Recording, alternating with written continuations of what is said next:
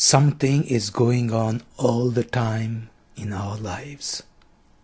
And at times we may never even know what's happening, what's going on, or what's the purpose and where that is leading to.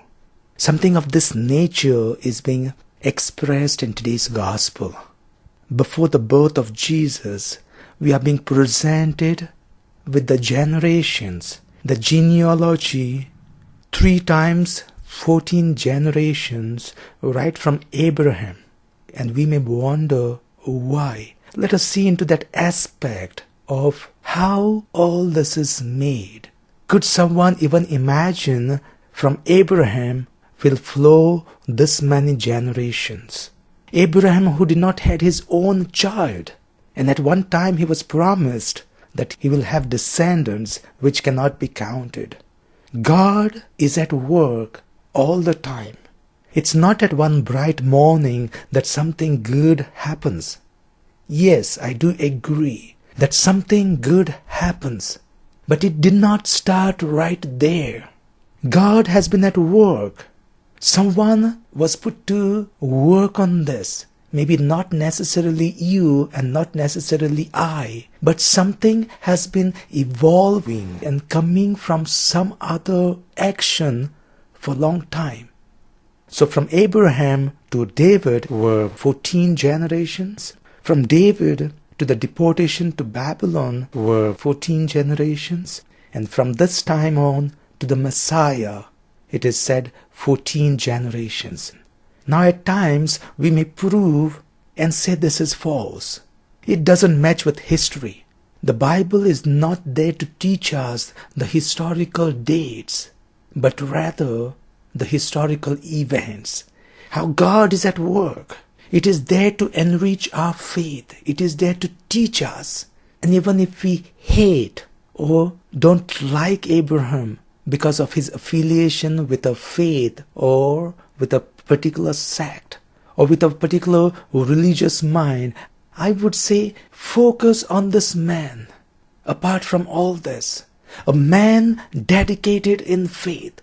It's like we have an ancestor, not just the richest in the world with all his animals and land possession, but who also had the richest of the faith, who is known to be the father of faith.